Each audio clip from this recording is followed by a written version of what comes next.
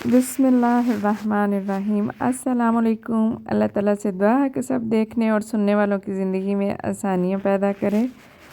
तो जी बात करें सर्दियों में प्लांट ग्रो करने की, तो ये थोड़ा सा मुश्किल और ट्रिकी काम होता है। तो गार्डन में ना तो हमें उस तरह से गुडाई करनी पड़ती है ये 1-1.5 माह इतनी, और ना ही उस तरह से वाटरिंग, और ना ही कि खाद वगैरह का उस तरह से हम यूज़ करते हैं। और करना हमने क्या है, थोड़ी बहुत इनकी केयर करनी है कि मौसम से थोड़ा सा इनको बचा सकते हैं तो बचा लें। तो ये जिस प्लांट के पास मैं इस टाइम खड़ी हूँ, रवीनिया बाम के पास, तो ये जी प्लांट जो है इसका लीव देखें अंदर से किस तरह से बनता है, एक स्टॉक निकलती है और उसके ऊपर ही बहुत सारे जो लीव हैं वो खिलते हैं। तो देखने में जब ये निकलती है तो बिल्कुल एक पतली सी स्टॉक होती है, तो लगता भी नहीं कि इसके और मज़ीद लीव बनेंगे। लेकिन माशाल्लाह से अल्लाह पाक के हर काम में कोई ना कोई मसलहत होती है। अगर ये देर से निकलता है, मतलब इसके जो एक लीव बनने में 2.5 से 3 माह लग जाते हैं, तो देखें वो किस तरह से एक स्टॉक होती है और उसके ऊपर कितने ज़्यादा जो है लीव बनते हैं। और इसी तरह किसी और पौधे में भी हम देखें तो एकदम से इतने ज़्यादा पत्ते नहीं निकलते हैं, आहिस्ता आहिस्ता ही पत्ते जो हैं निकलते हैं। तो बस जी यही समझ में आता है कि अल्लाह पाक जो भी करता है उसमें कोई ना कोई मसलहत ज़रूर होती है। इसलिए हम कोई चीज़ देखते हैं तो उसको समझ लेना चाहिए, जो नेचुरली ऐसे है उसमें कोई ना कोई ऐसी चीज़ है, बात है, तो जिसमें कोई राज छुपा होगा। तो अभी ये देखें जी, आपको मैं अभी तक वही दिखाती जा रही हूँ कि किस तरह से इसके पत्ते जो हैं वो निकलते हैं। तो जी और जो मैंने आपको दिखाना था, ये वाले प्लांट देखें, इनके बारे में शायद कभी मैंने उस तरह से बात नहीं की है जब से ये मैंने लगाए हैं। तो ये भी छोटे छोटे ही प्लांट थे, लेकिन ये वाला प्लांट जो है ये ज़्यादा हेल्थी था जब मैंने लगाया, इकट्ठे ही लगाया, और ये थोड़ा सा उससे छोटा था, कमज़ोर तो मैं नहीं कहूँगी, लेकिन उससे थोड़ा छोटा था। लेकिन बाद में इसकी ग्रोथ जो है वो काफ़ी अच्छी जा रही है और वो पीछे रह गया थोड़ा।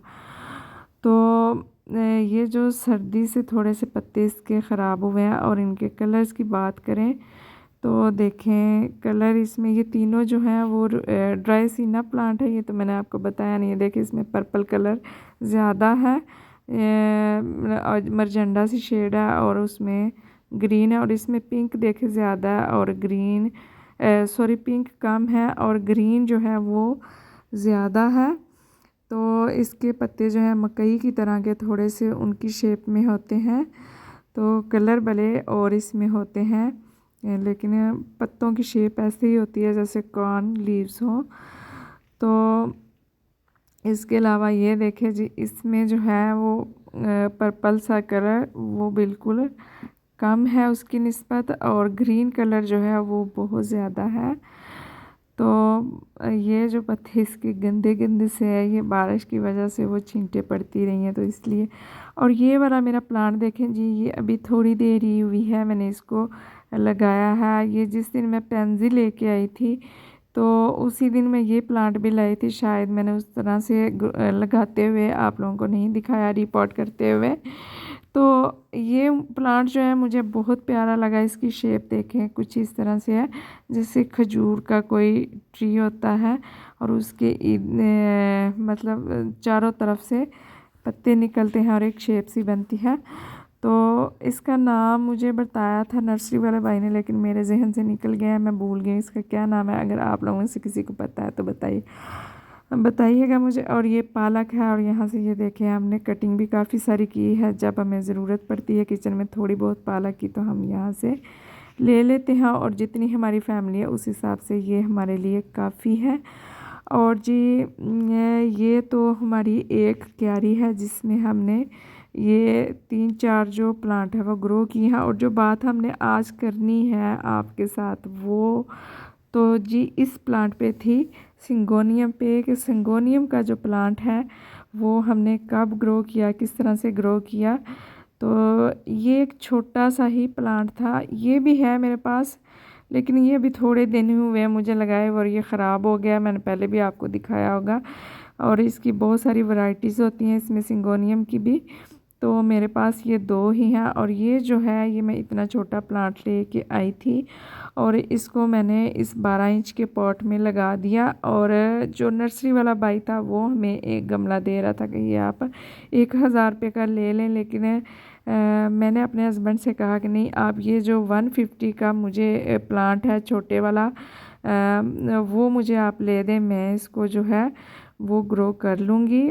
और इसकी तो मैं बात नहीं करती, ये तो अभी इतने दिन भी नहीं हुए थे लाए, तो ये इस तरह से कुछ हो गया। शायद ये बड़ा था, तो जब हम कोई बड़ा पौधा लाते हैं तो वो मुश्किल से सरवाइव करता है, लेकिन छोटे पौधे की खसूसियत ये होती है कि वो माहौल में एडजस्ट कर जाता है और सर्दी गर्मी और मौसम का जो है वो मुकाबला करने का आदी हो जाता है, यानी उस मौसम में रहने का आदी हो जाता है। तो इस तरह से मैं कोशिश करती हूँ कि छोटे ही पौधे लगाऊं। और ये 3 माह के अंदर जो है ये हमारा गमला जो है वो फिल हो गया है, भर गया है, इसके बहुत सारे पौधे बन गए उस एक छोटे से पौधे से।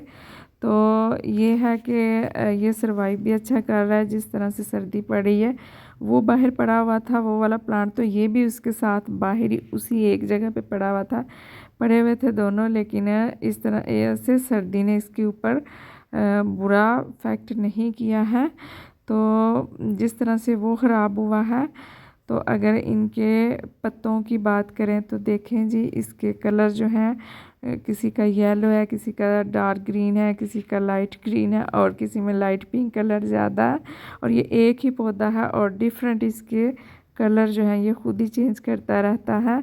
और नीचे से अगर इसके देखें तो ये देखें जी इसके प्लांट कैसे बनते हैं एक पौधे से। ये देखें जी एक प्लांट जो है वो रूट से ही इसके प्लांट जो हैं वो खुद ही बनते रहते हैं, डेवलप होती रहती हैं इसकी रूट्स तो। और इसके अलावा ये ऊपर से देखें, यहाँ से भी ये रूट आपको नज़र आ रही हैं, यहाँ से भी इसके पौधे जो हैं वो तैयार होते रहते हैं। तो अगर हम इनको काट करके इससे या सेपरेट करके जिस तरह एक छोटा पौधा लगाते हैं अगर हम लगाना चाहें तो लगा सकते हैं, लेकिन मैं अभी इनको नहीं करूँगी। अभी 1-1.5 माह के बाद जो है तब मैं इसको रीपॉट करूँगी और 2-3 गमलों में लगाऊँगी और फिर से वो मेरे जो प्लांट है वो ज़्यादा हो जाएंगे।